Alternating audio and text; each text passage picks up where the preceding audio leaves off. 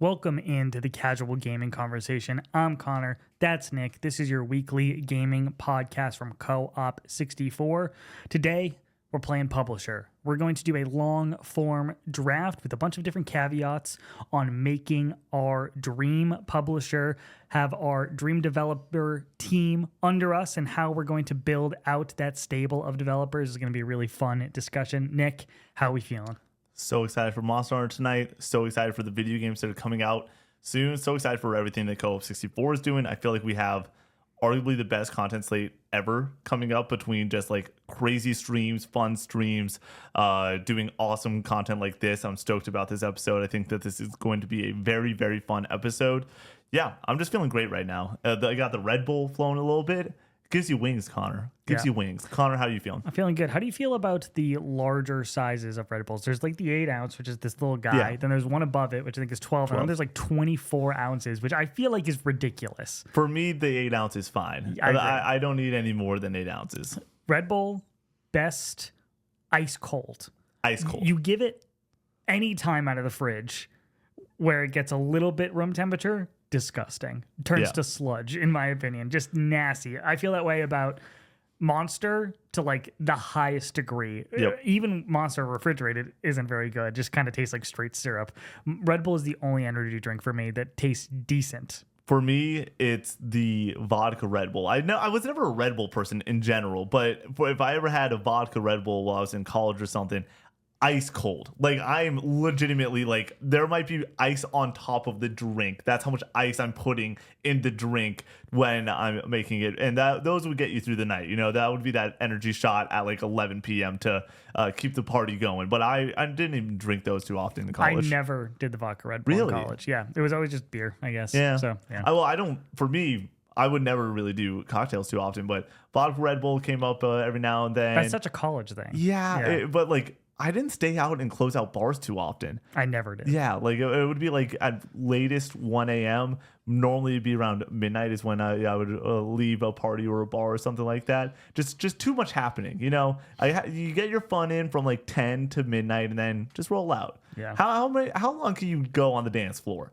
Me right now? Right now, Connor. How long can you go on the dance floor? 10 minutes. My knees hurt. That's so true. I went out dancing last weekend, and that next morning was hell when it came to the knees. Well, I mean, You're 24. I did You're for fine. 5 hours straight, Jeez. Connor. Can you imagine moving and shaking for 5 hours? It was a lot of fun. Alrighty, getting into the housekeeping. This show is made possible by all the lovely folks over supporting us on Patreon. If you would like to do so, we have 3 different tiers for you. At the lowest tier, you get this show and the Casual Gaming News Conversation 3 days early, as well as a bonus episode of the Casual Gaming Conversation, as well as the backlog of all of the previous episodes. So you have a ton to enjoy now since we've been doing it for a few months. You got a nice little backlog there if you haven't signed up for the Patreon at the $5 tier. At the $10 tier, you have Recollecting Retro, our retro collecting show. The PS2 collection is going to be posting the first part of that in the coming weeks. Then we have the Co-op 64 podcast, which a few episodes are up for that, which is just a conversational podcast. Bonus TikToks every other week to a piece for that. So go support us over there, as well as our highest tier, the dearly beloved tier, who gets their name read at the end of each and every podcast and gets to submit topics for the Co-op 64 podcast as well. Real quick, this is sort of something that I just always want to do, is shout out one piece of content, whether it's Patreon or what's coming up during the housekeeping. The Co-op 64 podcast. 2+ hours of podcast content in the last 2 episodes, I believe. Like, if you're somebody that's like, I want to kick it with the Co-op boys for a long time, I want more content, that is a lot of bang for your buck when it comes to the amount of hours that we're producing with that pod in particular. I think it's some of the best content we produce. So many fun stories, hanging out. Like, in that podcast, we always say it feels like we could go for 2 more hours when it finishes. Gives us a lot of energy, a lot of fun over there. Yeah, and for Twitch, the Twitch side of things, we are in Monster Hunter Week. We're going to be streaming tonight, which we're filming this on Fridays, this will post way after that. But Tuesday, Wednesday, Thursday, more Monster Hunter. Monday, continuing on with Brady Shock. So come tune in for those streams. Discord and merch linked in the bio. Discord I think we hit 2,400 members over on Discord. So join the community, play Monster Hunter with us and the community as well. Join in on conversations, introduce yourself, make some friends. It's a lot of fun over there. Merch, t-shirts, hoodies, mugs. If you would like to support the channel that way, we have that available linked in the bio. Lastly, leave us nice reviews on Apple Podcast services. It helps get the show to new people, and we would really appreciate that. Nick. I did just check the Discord real quick. And yes, we did hit 2,400 members.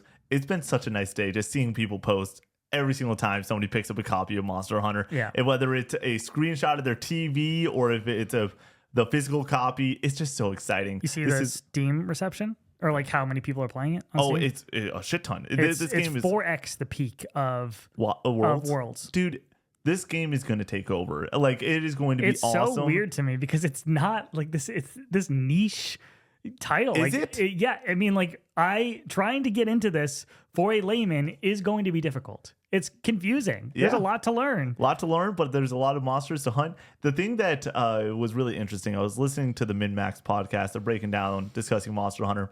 And it was really funny. I think that they said for like 30 minutes, it was just different small nitpicks about the game.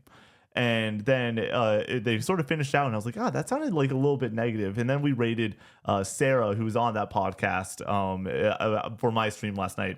And it was really funny. Somebody was like, hey, great Monster Hunter conversation. And she's like, I felt like we left that podcast negative. I just want to say right now, hunting monsters in Monster Hunter is like some of the best gaming shit ever.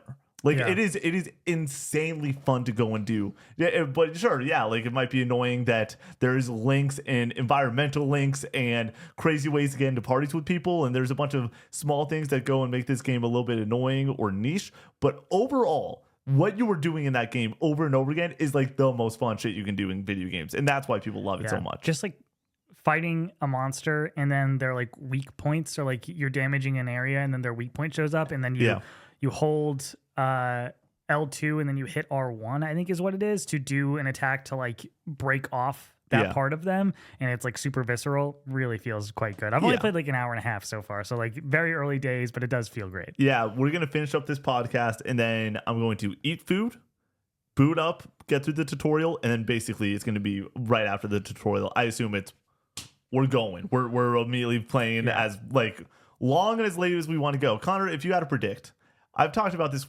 many times on content, many times in the past month or so. Matt and I, we're going the distance. We're going to go until the wheels fall off. When do you think that you're going to call it? I have no idea. Tonight? It's really just a matter of me getting sleepy. Yeah, totally. If I get eepy at 11 or 12, I'm going to sleep. Yeah, but like, Connor, there's going to be monsters that need to be hunted at 2 a.m. Yeah, and who's going to be there?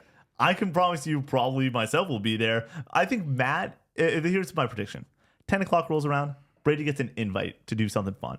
So do something where he's going to go and like his wife is going to be like, hey, let's go dance. Let's go out, grab a drink somewhere. And he's going to be like, hey, I'm only scheduled till 10. To be very clear, both Connor, Brady, and myself are only scheduled till 10. Like, that is when the stream is supposed to end.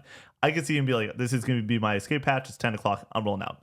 Then I think it's going to be you, me, and Matt. Around 11:15 is when I'm going to hear the first Connor. Boys, I don't know if I'm long for this world. I don't know if I can take this anymore. And then at around 11:35, Connor's going to call it a night. That's when Matt and I are going to dial in. That's when we're going to absolutely get it going. That's when probably, I assume, community members will hop in our parties and help us out and stuff like that. That's when we're going to go and play, I assume, Matt, 1 a.m. Because Matt likes to wake up really early and everything, but he's going to be able to sleep in. It's the weekend and everything. I think Matt's good till 1 a.m. And that's when I'm going to be like, all right, decision time. What are we doing? And then we play till 3:30 in the morning. It's not like I got to wake up and drink 8 beers tomorrow morning or anything like that. For The Last of Us. For The Last of Us, Drunk Explains. Yeah, I this has been a thing for the last 8 years at this point. Yep. Ever since I was like 20. Like, I would rather wake up and feel refreshed and play a game and fully enjoy it than be sleepy late at night trying to keep my eyes open and playing that way. Not fun for me. I suck at playing video games early in the morning. I'm not saying right in the morning. I'm saying you wake up, you go get a coffee, you throw that back, and you're sitting there, you're enjoying some Monster Hunter. The first time, if I were to go and predict, let's just say I wasn't streaming on Friday night. Normal Friday, go to bed around midnight, 1 a.m. Wake up at 9 a.m. I'm not touching my console probably till like 11:30. Like I would do different things. Like I would go get the coffee, then I'd probably tidy up the place a little bit. Then I'd sit down with like a bacon, egg, and cheese. And I'm not going to play games while I'm eating some food. Go throw on the TV, throw an episode of New Girl on or something. It rolls into another episode. All of a sudden, it's like 11. I'm like, well, I got to go and do laundry or something. And then I'm finally playing Monster Hunter at like noon. That's how it always goes for me. I'm never able to 9 a.m. wake up and then 9:45 be on the system. It's just how I work, and I don't know why. My route to playing games on a Saturday morning is wake up, shower, do chores, get the laundry going, go get coffee, come back, turn the laundry over, sit down. I'm gaming. Start playing. Yeah, it's the best to sit down in a fully clean apartment where you can just lock in for the next 10 hours. Oh, it's the best feeling. It is pretty wild to me how much more of a clean person I've become in the new year and everything. With just this room has to be clean for me to play games. The kitchen has to be clean for me to play games. After those things are done, we're locked in. I'm we're right there with you. If I get up from gaming and like the apartment's just a mess, I like need to go into hyper overdrive and make sure it's clean, and then I can finally settle in fully. It just feels wrong, feels dirty to like be sitting there playing games, and it's just like I gotta fix this. Connor, I haven't said this on Casual Gaming News, but I mean it's the first podcast since Shaky Knees lineup just dropped, dude. I'm gonna be living my best life this entire year, my friend. Festivals are a young man's game. I'm out. I love festivals. I've loved music festivals since I was like 16 years old. It's like my favorite thing on the planet. And I had a My Chemical Romance ticket for August, and it was in Chicago. And I'm like, dude, like I bought a ticket just to get in the building. Like that was my initial mindset on it. And I thought to myself, I was like, there's a good chance Shaking Knees is the solution to this, where I'm able to get extremely close for a cheaper ticket price and everything. I'm so excited, dude. I'm living on cloud 9 right now between Monster Hunter with you, Brady, and my guy, Matt, and then the Shaking Knees lineup dropping, and then just what we have coming up in the next couple of weeks with video games. With like, dude, Split Fiction is going to be so awesome. Like, I cannot wait for that game. I'm really nervous that I'm going to stop playing Monster Hunter after playing that and everything. But yeah, it is how it goes sometimes. I have to play that next weekend too. Yeah, like with Laura. Are you going to go and grind through it, you think? I don't know if I'll grind through it. We'll have a discussion on like exactly how we want to plan this out. Well, like, I'm not going to rush through this game and just enjoy it with Laura. Something you're forgetting is Thursday is when it comes out. So you can play it Thursday, Friday, Saturday, and have a much more relaxing time while playing it. I have to deal with stream on Thursday is the issue, and that's more Monster Hunter. Okay, yeah, I'm looking forward to it. But let's get into those hot takes, Nick. What do we got? All right, today's video game hot take is just a reminder that games can be a lot of things, and right now it is the best of those things. It is playing games with your friends. Monster Hunter is doing crazy numbers right now on Steam. It's doing crazy number on concurrent, and this is what it's all about. And I know that there's a lot of people that are like, I just want my story focused game. I want to go and play something that is narratively going to blow my mind. But I love seeing high Metacritic scores for games that are not just a narrative focused game. It can be about fun. Video games are supposed to be fun, and Monster Hunter is seemingly that. I'm stoked right now. Monster Hunter is going to help the industry propel it forward. And the hot take part of this is I think that because Monster Hunter is doing really cool stuff when it comes to community and letting people play with their friends, and it's a well-polished game, it will be there at the Game Awards this year in that top 6. We'll see. You say the best thing is like multiplayer. It can be. It can be some of the best shit out there, dude. Sure. It's what hypes me up. Would anybody argue that, though? I think that a lot of people would. I think that right now, like, that multiplayer games don't normally garner enough respect to be there at the end of the game, the year conversation. That's sort of what I'm talking about right now. Mm-hmm. Between that and then Mario Kart 9, when that comes out, and the experience that's going to be happening there, I think that both those games have a really good shot at being there Game of the Year season. Mario Kart 9 has no shot. Just because it's a Mario Kart game. I think it's going to be great. It's going to be so good. I think it literally could review like 93, 94, 95 and still wouldn't get up there for Game of the Year because it's a Mario Kart game. The reason I think it can and will is, one, it's going to sell a bunch of people are going to play it. If you're on that Game of the Year panel and everything, you played it, right? Like, you gave it a shot, you assume. And then it's going to also review extremely well. I assume it's Mario Kart. Smash Bros. Getting the nod for it it gives me hope that a Mario Kart game can be in there. Smash Bros is different than Mario Kart, in my opinion. Really? How so? I think it's like more complex, deeper, and Ultimate was like such a step up in one direction from Smash 4 on Wii U to that I think that people were like, oh fuck, like this is a moment, rather than Mario Kart 9, which I think is going to be more Mario Kart with some innovation to it, which has been what Mario Kart has been literally for like the last like 6 iterations. It's gonna be open world Mario Kart, and that's gonna be enough innovation to take it home. We'll see. If it's open world Mario Kart, that personally. Here's the thing: you don't want just that. If there's an option where you have a Grand Prix still, there's still priests and everything, and then there is a on-the-go story mode where it is, hey, you're driving around this open area. There's Toad's Diner is up the street or whatever, or it's Yoshi's burger shop. You're driving there. You go and drive up to Mount Wario and you do a race that is going down the slopes like in Mario Kart 8 Deluxe. That type of shit, I'm like, that is how you go and innovate and make this like hardware really work for you in a major way, and I think would be awesome. Because I don't know, like, what, we have 24 pre's in Mario Kart 8 Deluxe? Like, you got to go and you have to do what, 100 races to go and make it like seem like a really large, worthwhile package compared to Mario Kart 8 Deluxe in its current form. I think the way you do that is through innovation, and then you go and add in I think you need to do 100 races, by the way, like for pre's on launch, which would be another huge selling point and would be a bunch of fun. My gaming hot take is that you can't review old games through the lens of the game is old, so you have to treat it differently. And this gets thrown around a lot whenever we discuss stuff like even Mass Effect 1 or Skyrim, that like you're not reviewing it like it was in 2011. Like you're talking about it through a 2025 lens. And I think that makes sense in premise, but when it comes to execution, doesn't work. When you're talking about plenty of older games, you can talk about some of the more dated aspects, but there's plenty of old games that are still fucking amazing. Games from the 90s that absolutely rule. Donkey Kong Country, Final Fantasy VI, games that have stood the test of time, Ocarina of Time, that have dated aspects but still absolutely rip. So you have to use that same mentality for those games as you are with games that are more dated or have more flaws from the times that they came out. That it's just not reasonable to expect everybody to criticize games in a completely different light because of X, Y, and Z, because of how old it is, because of how it controls. You can factor those in to your discussion or your thoughts on the game, but it can't be the end all be all. I'm not going to excuse everything about Skyrim because it came out in 2011, and I understand that like was a big moment, but the combat still sucks. I'm sorry. Yeah. Like that's my mentality. Whereas like something like Ocarina of Time is a little obtuse. That's kind of how games were back in the day, where it wasn't very direct on how or where you were supposed to go.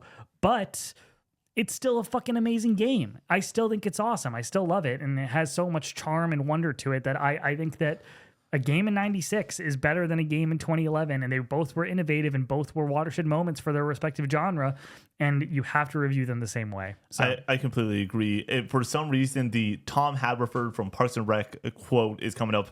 Is it a banger or not? That's what we're really discussing, and that goes in transcends time itself. Like Tekken 3. That game's a fucking banger still today. Right. Like So it good. still slaps. And so yeah, like we don't need to go and be like, oh, this is 10 out of 10 material or whatever. Just the question is it a banger or not? And stuff like Mass Effect 1. Yeah, sure. I respect the Mass Effect 1 goes and lays out this story and it gives us these awesome cast of characters that are super interesting. But guess what? Combat and level design of that game blows. So I can't excuse that, even though I might respect the game. But when I'm putting a number to it or a rating or just reviewing in general any game, my question is, what is it 1 through 10 in my current version? I'm not going to rate it like I'm from 2006. right. All right, hopping into the main topic, we're making our own publishers. And you might be asking yourself, we've done drafts for developers before. This is not about just picking the best developers. You want to have a breadth of content in your stable of developers. We can talk indies, we can talk artsy games, first-person shooter, third-person shooter, puzzle game, etc., etc. And that's going to factor into how we draft here, how we decide who we want in our publishing wing. So, Nick, what is the name of your publisher? I am Rebirth Studios. That is my name for our fantasy critic. That is what I think it's just overall like a really good name. Obviously, the inside joke is, yes, I love Final Fantasy VII Rebirth. It's my favorite game. But Rebirth Studios sounds really fucking cool. My name is Prestige Worldwide. We're talking about developers from all over the world of a prestige level, whether they be small or large. They are going into the Prestige Worldwide publishing wing, and we're taking over, baby. Do I get first pick? I think I will have a better first pick. Yes, you will go first, but real quick, this is another major caveat. You cannot pick a umbrella company. You cannot pick Capcom because they have multiple developers under them. It's unfair. It's a cheat code. You can't pick Nintendo because they're a publisher and a developer. Same with Square Enix. Same with Ubisoft. You can pick individual studios within there. The issue is that some of these do not have their individual studios public, so it's really difficult to kind of discern who is making what. If that information is out there, you can draft them. You can choose them for your team. But it's going to make it pretty difficult, I would say, to exactly figure out. Like, I think for me personally, I'm not going for anyone from Nintendo just because I think it's too difficult to think that didn't knock over. I thought about choosing the Zelda team, like the 3D Zelda team, and just go from there. That was one of the things that I initially had on my board, but then I held back. They might, if we're doing 7 choices, there's a chance that I end up going that direction, but as of right now, they are not on my board. All right, Nick, who do we got as our first studio? This is an interesting one because the number one thing that I want on my team, first and foremost, is not just quality. There are many studios that make a single banger game once every 5 to 7 years at this point. There's a few of those studios that I have listed, and I will draft some of those studios. But with my first pick, I'm choosing Insomniac Games. I want a studio that can go and fucking deliver year after year, be the workhorse for my publisher, where now I'm able to go and have a studio take 7 or 8 years on a project and not worry about it because I have the guaranteed that every 3 years, I would say, and we're talking averages because I think that we're going to have more than 3 years between, or potentially more than 3 years between Spider-Man 2 and Wolverine or Venom or whatever's next from that team. But like, the fact is, the PS5 is Insomniac, and the lineage of IP and the way that team works and the way that they discuss games over there is what I want under my umbrella first and foremost. Do I think that they are the best studio? No.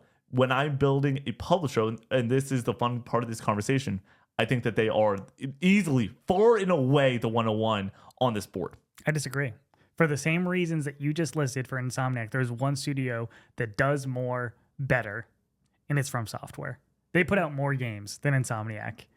It's close. It's close, but and of a higher quality too. I think we're talking 40 games versus 3 games since 2019. Are we counting Night Rain? I wasn't counting Night Rain or Erdtree in that. Okay, I would. Well, you got to count. Well, you do got to count Night Rain. Yeah. So then it's 4 games, right? They've had something every year for like the last 4 years, right? I mean, if you include Erdtree, sure. Yeah. Yeah. So 2022. Well, no, it's 22. I would say 24. Erdtree for releases for most people, not talking about Game of the Year. That's a different conversation. Is on the level of Miles Morales. Yes. Yeah, sure. Why not? It's longer than Miles Morales. Yep. So I would say Elden Ring, Armored Core, Erdtree. Oh, I forgot about Armored Core. Night Rain. They're producing more shit. Yep. It's like, I thought about going with my first pick for that reason also. And then before then, it's like since 2011, Dark Souls. So 2009. 2011 for Dark Souls. So then 2009, Demon Souls. 2011, Dark Souls. Then 2013, Dark Souls 2.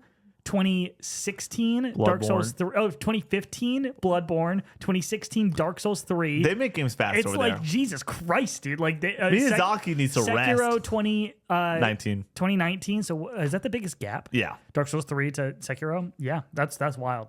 Insane. DLC all within there. It's like, geez, man. Like, once again, I do think that From Software is a better studio. I think, but when I think of also what I want from my team, that I have other publishers that are in similar prestige on my board still. I wanted something that can go and consistently just produce quality. Yeah, I think From Software is my like Naughty Dog for PlayStation. You know what I mean? They're going to be my workhorse, but you get the workhorse mentality of putting out a lot of games and the prestige quality at the same time. So I'm going to go with that. And it also, I do think it's hit the mainstream finally, where I think Elden Ring kind of broke them open to everybody, that they can be on the same level of sales as something like a Sony Santa Monica. You know what I mean? So yeah, for sure. With my next pick, I can't let you have both Naughty Dog and From Software because, that would literally destroy my entire draft, my entire team. I'm going to choose Naughty Dog with my second pick. Sure, we're going Sony heavy early on, but Insomniac's going to be producing games every 2 to 3 years. That's going to allow me to wait 5, 6, 7 years for an Intergalactic or Last of Us 3. And then when it comes to video game IPs, my favorite IP on the planet maybe is The Last of Us, and having that in the portfolio is massive. And then you also have older IP that you can go and rely on, like Uncharted. I absolutely adore Uncharted. Uncharted will return. Where do you think Uncharted is right now in Sony IP? Like For overall? Just like overall. Like fifth?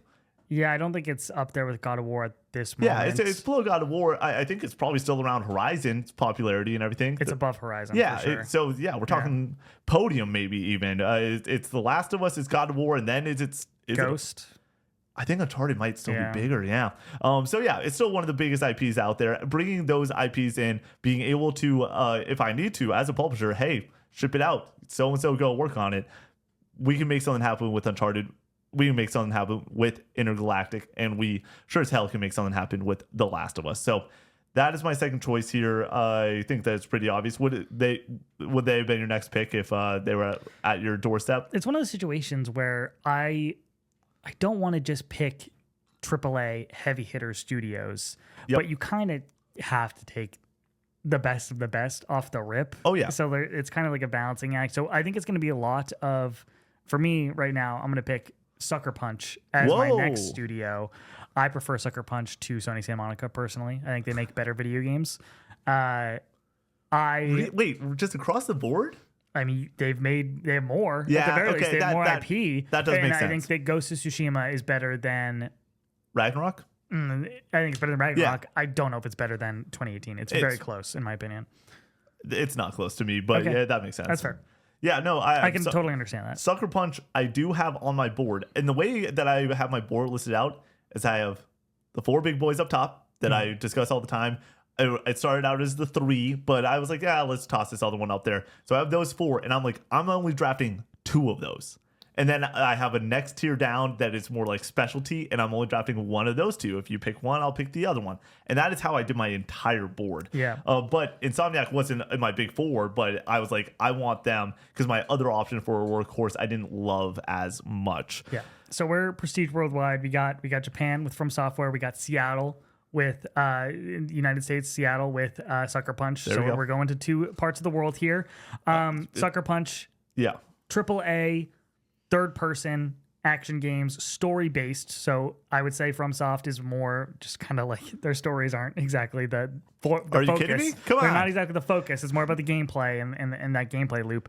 You have Sucker Punch, which I think is relatively focused on that story, on that narrative driven experience, but they're also making the apex of the checkboxy Ubisoft style patented game that I think that fills out the open world aspect of my publisher so far. I think we got 2 different style of open world experiences. One a little bit more story driven, one a little bit more gameplay driven, both excellent. And then you also can go back into the catalog, make a smaller Sly Cooper title here and there. Yeah. Sucker Punch. With you got the IP. That's the other part where God of War obviously is what's going to carry for something like Sony Santa Monica. You just have God of War. And that's all you got. Right.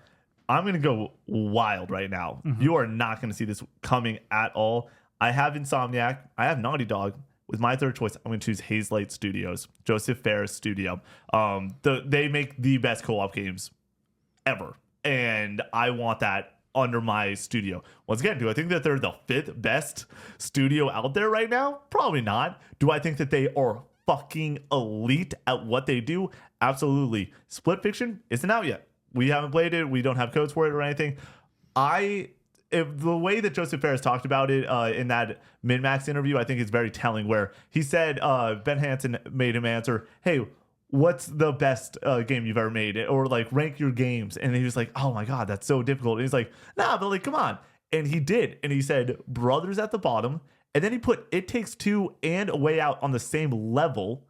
And then he said Split Fiction's the best. And I think that that's super telling to be like, how easy would it have been to say Split Fiction's on the same level as It Takes Two and A Way Out, two of the best co-op games ever? That's super easy to be like, yeah, they're all within that vicinity. For you to say that, no, we actually stepped it up even more so is awesome. I'm so excited about Split Fiction. And I now have...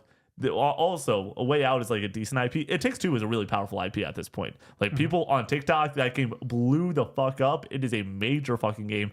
And once again, specialty. There is no other studio doing what Hazelight Studio does. Connor, they fuck shit up without fucking shit up. Come on. It's one of my favorite taglines I've ever heard from any dev ever. They are my third choice here pretty easily. Next up, we're going to go with some indie love. We're gonna take the best indie developer off the board here. The one that's probably the most beloved. We're going Super Giants with Hades, Transistor, Bastion. You gotta have them on the crew here. So we have our big tentpole AAA titles. Then we have our smaller studio that does the early access stuff, gets the feedback from the fans, makes those titles that people come back to and play over and over and over again, with the likes of Hades and Pyre and stuff like that. We got Hades 2 coming out. It's gonna be big for Prestige worldwide. The funniest part about this is I said that I have everything like on two different waves of like, I'm either getting this or I'm getting this. I have Hazelight for some reason next to Supergiant, where I'm like, they make very unique games. Like, you know, their style at this point, you know that they're going to deliver the goods. Supergiant is another one of those studios that I'm like, you know, that game's going to be at least an 85 and most likely it's going to be 90s plus. For me with Hazelight at this point, you know it's going to be an 85. It's most likely 90s plus. You know, like, that's just what I believe in with both of those studios, even though they're very different types of studios. I think it's a great pick. Supergiant is the king of the indie dev at this point. Or are they? With my next pick, they're a titan in this industry, but they're also an indie. I'm choosing Larian Studios for BG3 and BG3. They are the best RPG creators in the world, period, bar none. That's the end of the sentence. They just make so niche games. Like, I know that CRPGs are kind of hitting the mainstream now because of BG3, but like the idea in 2020 that a studio is going to come out with a CRPG and it was going to be one of the biggest games of all time, one of the most beloved games of all time, blows my mind. But that's the reality we're living in. That's the world we're living in. I just wonder if in the future Larian can repeat something like that. For me at this point, the tagline that I've used so many times with BG3 is, there's a scene in Iron Man 2 where Tony Stark is getting questioned by the Senate, and people are going in, they're bringing up, hey, there's people making these types of suits all around the world right now, and we need to have access as the states to go and have your suits and technology because the competitors are coming, right? They're coming down our back. And then Tony Stark goes and shows the footage of the other competitors, and it is all of them failing.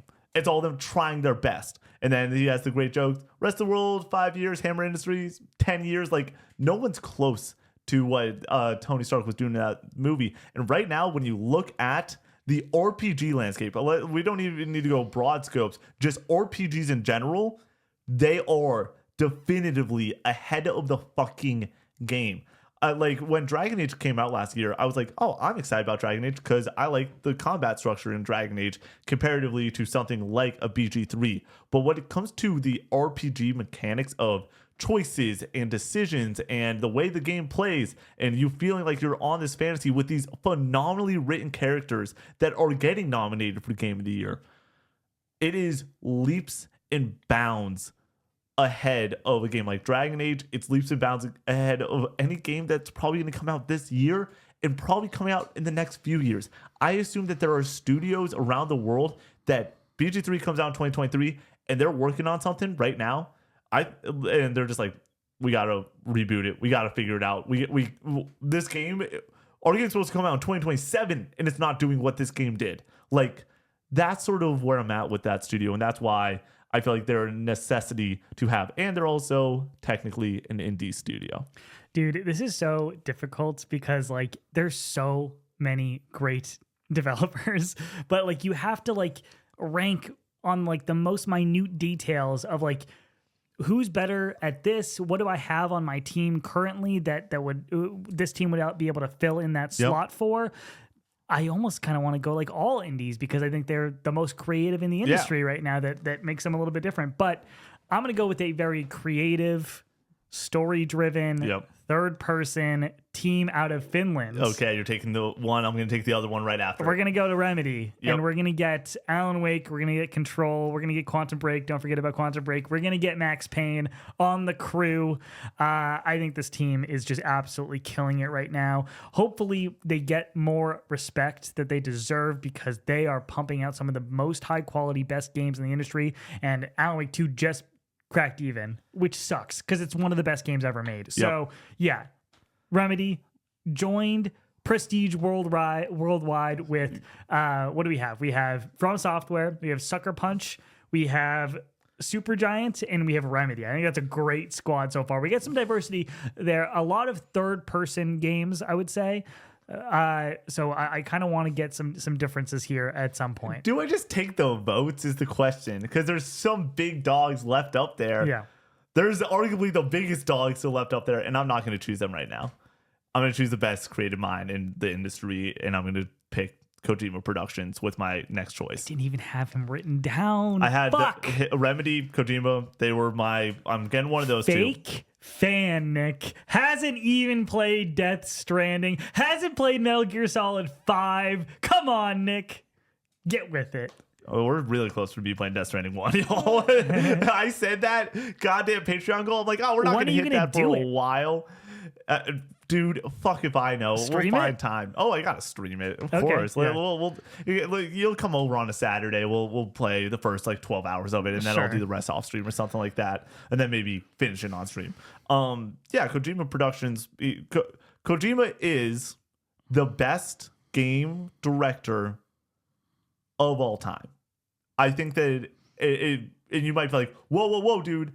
No, I'm taking Miyazaki. I'm taking somebody from Nintendo. There's a lot of names that you can pick. In my opinion, he's my GOAT. He's my guy that is the number one creative mind in the industry, pushing it forward. Sure, I don't get the Metal Gear IP, but Metal Gear Solid is not the collection of characters. It is the person that made those collection of characters and was able to be creative enough to go there. Also, by bringing them in now, I get Fizzin down the line. I get OD, where do you think OD is going to land in the horror game conversation? We just did a horror game fan voted top 10 list. I would put dollars to donuts that OD would be in that top 10 conversation when it comes to this stuff. We don't know anything about it. She worked on PT and it's in the top 10 already. Yeah. And now we get a full game? That's fair. Come on. I don't know. And then Death Stranding 2, whether you like it or don't, the thing that you can say definitively about that game is the performances, amazing. The textures of the environment, phenomenal. The gameplay, love it or hate it or just not really appreciate it. Wherever you stand on that one. Bars. Love it or hate it or not really appreciate it. Connor, I'm getting after it right now. I'm spitting facts. It's just one of those games. It's one of those games that it's either going to be your greatest game ever or not so much. And it was very much underappreciated when it got launched because everyone was not expecting a game like this. But now that you know what it is, people are about it. I think that it's an obvious choice. Kojima is just top of his game. So right now, I got Naughty Dog. I got Insomniac. I got Hazelight. And I got Kojima Productions. Oh, and I got Larian Studios. My team, I think, is fucking stacked. I think we have to do 10, Nick. I need more slots here to fill out the crew. But I have my slashes. It's perfect. Nick. Yeah, you're going to make me change the way I'm drafting my entire board? I think I am. Okay, fine. Because I need 10 options here. Because the next up, I want a first-person shooter developer on my team. And there's a few directions you can go here. But here's the thing, though, Connor. I had a perfect draft without drafting a first-person shooter because I didn't want to. I didn't think it was necessary on my team. I think if you have 7 developers and nobody's developing a first-person shooter, I think that's a failure as a publisher. You want As to a know? big publisher. You want to know who is doing that very well right now? This publisher called Sony that has just completely kicked it aside. It sucks. Bring it back. Sony, make a first-person shooter. Do you need it? Okay, go ahead. So there's a few options here. Yeah. You can go with id. Yep. I'm not going to go with id. Okay. You can go with Halo Studios. Yep. You get the back catalog there of the previous ones, the Master Chief Collection. Yep. You get the future of Halo. I'm going to go with Respawn Entertainment. Really? And we're bringing back one of the greatest first-person shooter franchises of all time. We're bringing back Titanfall, baby. Let's do it.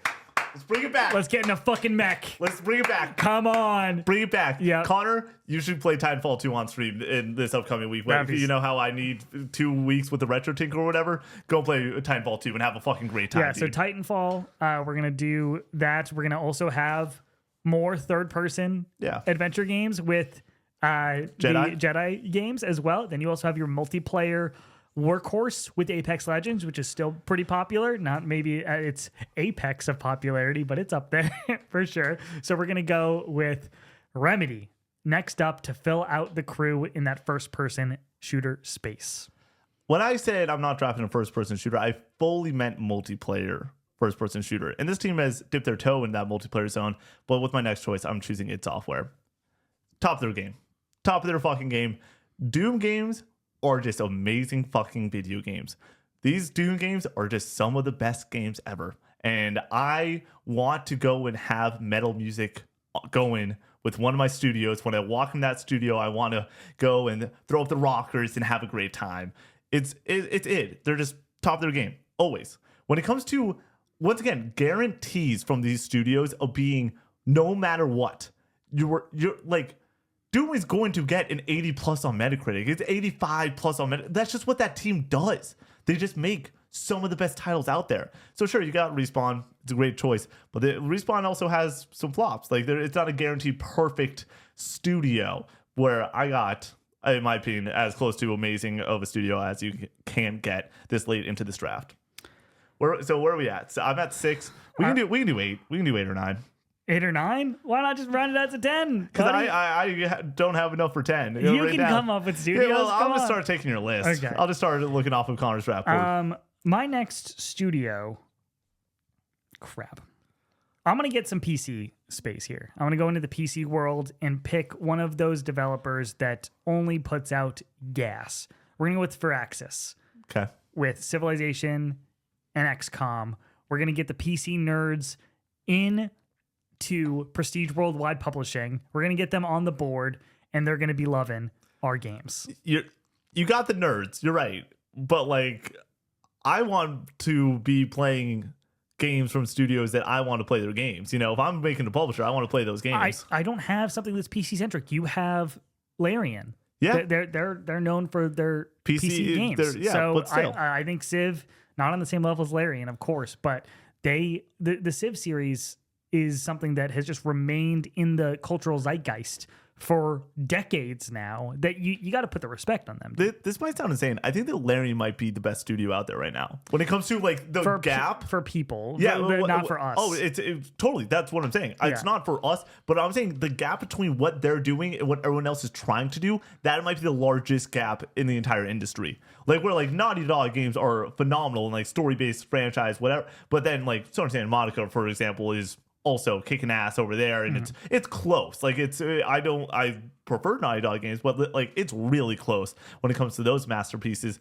Whereas like Larian is just so far and away. I'm not trying to just like say that my team's goated or whatever, but like it is legitimately when you're like, yeah, I need to get some PC love. I'm like, you're right. Larian is just different when it comes to this. There's somebody that is in their car right now that has just been punching the horn for the past 30 minutes as we've done this draft. I'll draft Rockstar. I'll draft Rockstar now. like they're one of the big 3. It is Rockstar, it is FromSoft, and it is Naughty Dog. They are the 3 that are the guarantees best games ever when they come out. If they're making an all-in effort type of title, it is the best shit on the planet Earth. Red Dead Redemption 2 for a lot of people might be the greatest game ever. GTA 5 has been a staple for a decade at this point as one of the best experiences you can have on a gaming console. And then obviously they have a back catalog of phenomenal titles. I understand that like we've been having fun choosing Haze Light and in some other studio, but like it's Rockstar, it's time. Sure, I'll twist my arm. I will take. I now on my team, I do have, in my opinion, 2 of the big 3 studios, which like it's this late in the draft. I got to do it. Next up, I'm going to pick another indie developer, a studio that I feel like doesn't get the respect that they deserve, but has consistently put out some of the highest quality creative games in the industry. Well-beloved Drinkbox. We got Severed. We got Guacamelee. We got Nobody Saves the World. That's what it's called. Saves the world. Yep. I think this developer is awesome. I think that whenever I see the Drinkbox logo, I know it's going to be of high quality, and I'm going to be excited about it. There's other developers that are a one-trick pony so far that I look at, and I'm like, okay, like you can take Studio MDHR, you can get Cuphead on your team, but it's like I don't know what they're going to make next. So I would be investing in their future. But we have a proven track record right now for Drinkbox with a Metroidvania, a first-person touchscreen-based dungeon crawler, and a like top-down isometric, like kind of like hack and slash, kind of almost like a Diablo type game where you can like mix and match different powers and Nobody Saves the World. So I think that shit's awesome. I'm happy to have them a part of Prestige Worldwide. One of the goats of the PlayStation Vita. Where are we at with how many picks we've done? I'm at 7. We're both at 7? Yeah. That's how that works? You went first. Right? So right now on my team, I want to break this down because this was where the draft was initially going to end, but we're going to keep it going because we're having too goddamn much fun. My team as it stands is, I put these not in order, but I'll go in the order in which I drafted them. Insomniac was my first pick. They're my workhorse studio. Then Naughty Dog, they are my prestige studio. Then Hazelight for co-op games, id, Larian, Kojima Productions, and Rockstar. I have From Software, Sucker Punch, Supergiant, Remedy, Respawn, Firaxis, and Drinkbox. Nick, Connor, where do you think you're at in this draft right now? Do I think I'm winning or losing? Do you think you're winning or losing? I think I'm winning, of course. Okay. That's all right. I'm just going to go and start dancing on the fools, okay? I'm going to just start just absolutely stomping on my grave. Yeah, that's sort of the direction I want to take this draft. We'll do 2 more picks. Sound good? We'll do 9. All right. We'll do 9. With my next choice, I'm going to choose Sony Santa Monica. Finally. Once again, like I understand that like what we're doing right now is trying to build a large array of studios, and I feel like I've done a very good job of that between, hey, I got first-person shooters, co-op games, computer games, everything across the board. But I want to also build a publisher that is games that I really want to play. And when I look at the masterpieces that I have played in my day, this Sony Santa Monica team is pretty fucking good at doing these God of War games. I don't always want them to only make God of War, but they're pretty good at making God of War games. And then when we're talking about the future, it's Cory Barlog's next game. And if I were to once again say, I think that Kojima's the GOAT. Have you seen my Instagram? It is me doing my song of the day every now and then the other half is just reposting Kojima's shit. Because it's just so good. And like he's so good on social media and has great music and movie taste. So I just repost some of his reviews sometimes and stuff like that. But I think Cory Barlog is like top 5. He's just right out there too. And when you have a team assuming they're working on some more God of War games and they have Cory Barlog creating his own fucking game, come on. Easy choice here. How like you're letting me get these studios, That's Connor. I like my crew more though. I'm making my publisher, Nick. Rebirth Studios is out here with just elite studios right now. Sure, but I have the flavor. I have the variety. You do have the variety. I mean? That's what I'm going for. Spice of life, Connor. And neither of us have a turn-based JRPG-centric studio on our crew. Yep. So I'm going to get Studio Zero on the team here. Persona, Metaphor. Yeah. What are we doing? They might be the GOATs in the industry right now when it comes to creativity in that space and being well beloved in that space.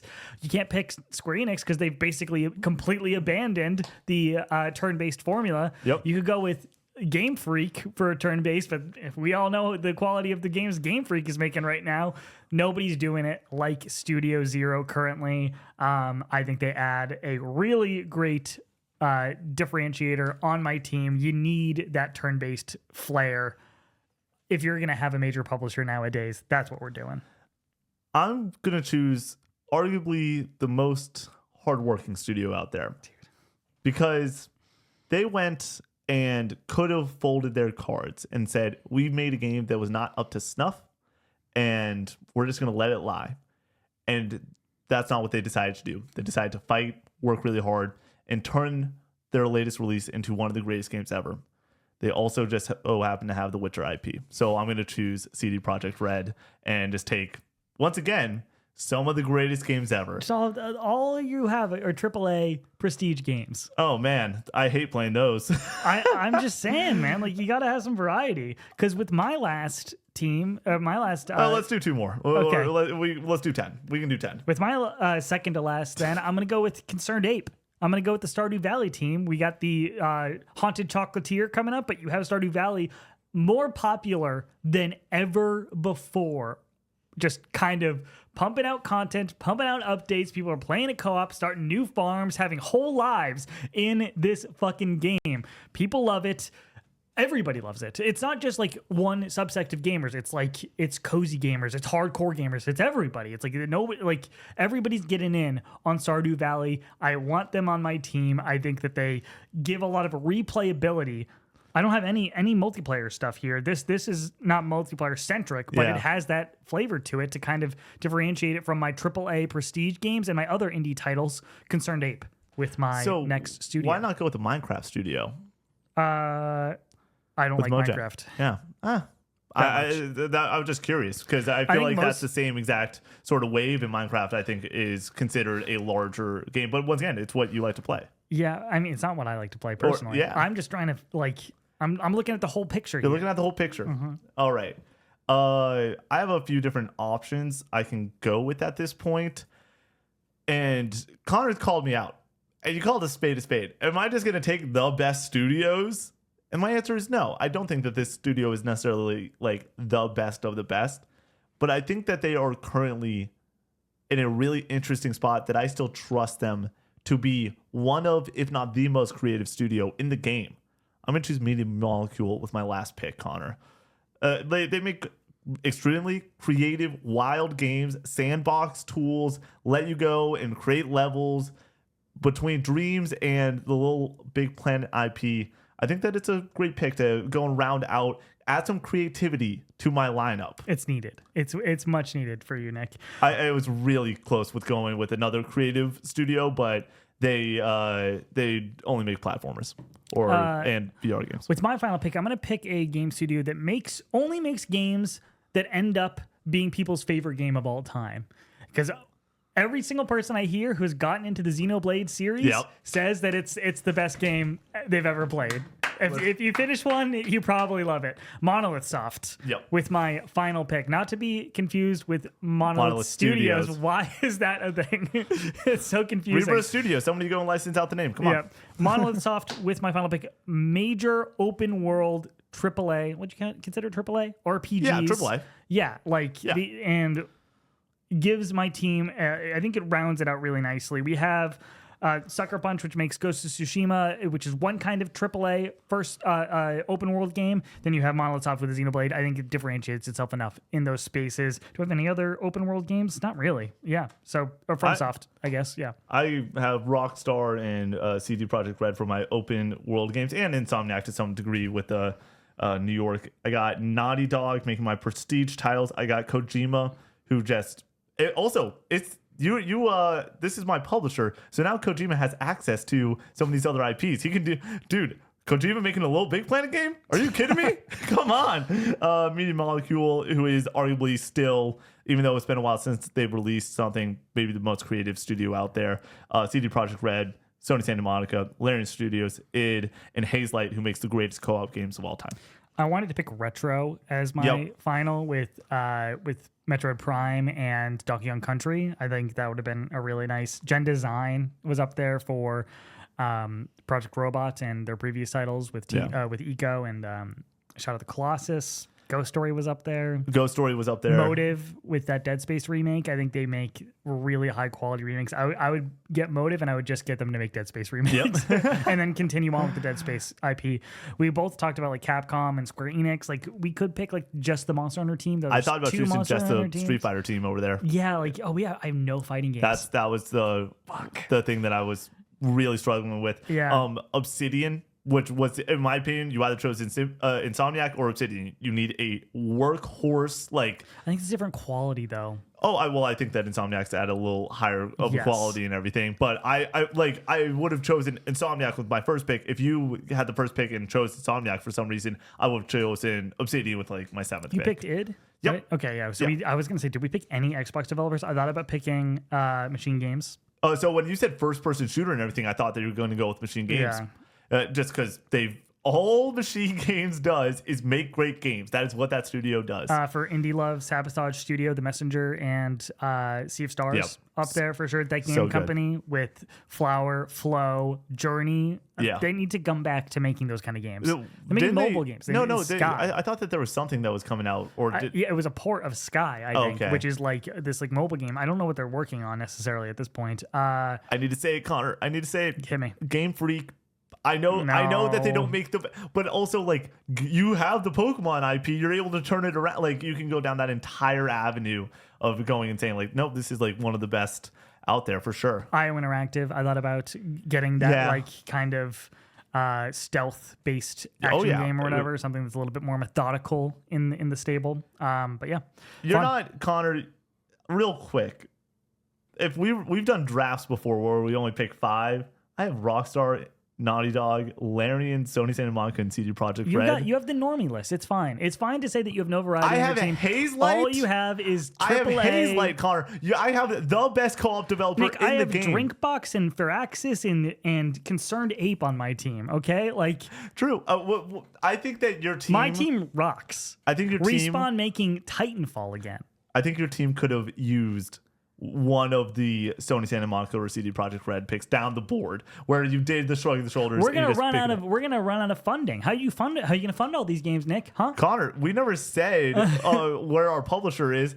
I just got bought out by Microsoft.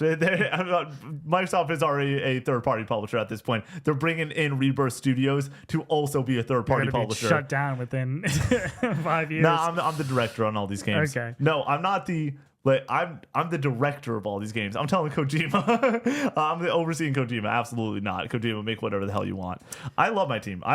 You can say all you want that I have the normie list, but I do have enough creativity between Kojima, Hazelight, and Media Molecule to go and be like, those are the games. Also, at the end of the day, all these studios make games that I want to play. Right. And that's what I really wanted when I made my team. I can't say that from me, but I can say that stuff like Stardew Valley, I think, rounds out a publisher really well. It's really different than anything else that any of these studios are making. None of them are making stuff like Stardew Valley. I thought about, once again, my last pick, I said Media Molecule. They got a little bit more of a history. I was really close to doing Team Asobi because I think that like creativity plus prestige at this point. Completely forgot about Team Asobi. Team Asobi, I think, is what, like when we did our tier list, I think we put them in A tier, but then we put them in S, and everyone was mad about it.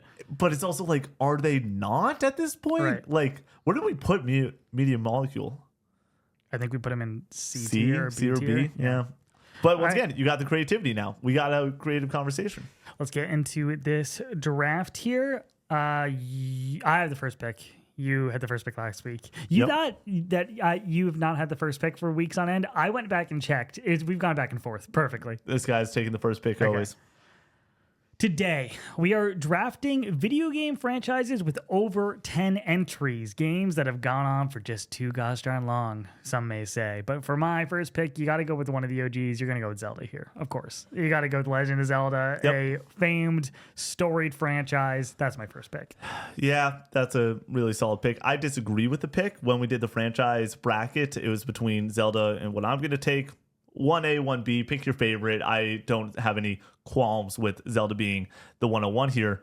I'm going to choose Final Fantasy with my first overall pick. There are many, many titles that have the best music in gaming, the best characters in gaming, some of the most fun and innovative gameplay in the entire industry. Final Fantasy easily is my 101. And then I'm going to pair it with a fun one, Connor. You're not going to see this coming at all. I'm going to pair it with one of the greatest game series of all time. They've had their ups, they've had their downs, but they are the best of the best when you're talking about fighting games. I'm going to choose Street Fighter with my second pick.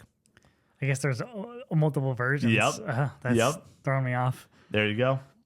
With my second pick, I'm going to go with God of War with exactly 10 titles. If you include the Facebook Choose Your Own Adventure game, which is a fully developed game. Got to count it. And then there's a mobile game like God of War Betrayal, I think is what it's called. It fits. I looked it up. I made sure. Hey, PlayStation All-Stars, Kratos is in it. Count it. That's a great point. Come on. That is a great point. God of War with my second pick. With my third pick, we're going to get some platformer love on here. We're going to go with Mega Man. The Mega Man franchise with Legends, X, and the original run of games all the way through 11. Mega Man fucking rules. Great music, great platforming, great bosses, super creative. A series that deserves to still be going today. Question for you, and we don't need to go further than this. We always talk about blowing the whistle, making sure that these drafts are fair. Super Mario. Where do we stand with Super Mario? You can pick it, but yeah. My third pick's going to be Super Mario. And I'm just taking the platformers. I'm not taking like Mario Kart and everything, but I'm taking the Mario platformers because it's the best of the best in the entire industry when it comes to platformers. It is second to none. Like the run of amazing fun that you can have with games like Super Mario Bros. 3 still all the way up to Odyssey. You have another one? Oh, yeah. With my fourth pick, I'm going to choose Metal Gear. Obviously, I get the Solid games, I get the Metal Gear games, and all of them are some of the best titles ever. Metal Gear Solid 3 Snake Eater is arguably the greatest game ever. Same with Metal Gear Solid 1, arguably the greatest game ever. So that is an easy fourth choice for me. With my fourth pick, I'm going to go with Tony Hawk. So many rad games in this franchise. I know a lot of people think that it falls off a cliff after like the Underground games, but my Tony Hawk was American Wasteland. That's what I played the most back in the day. But even going back to the Pro Skaters, to the Undergrounds, you're going to have a great time. And it looks like we're getting more remakes. So look forward to that. Can't wait. Connor, I really just want one game series left. There's one that I have above all the rest. Please let me choose it.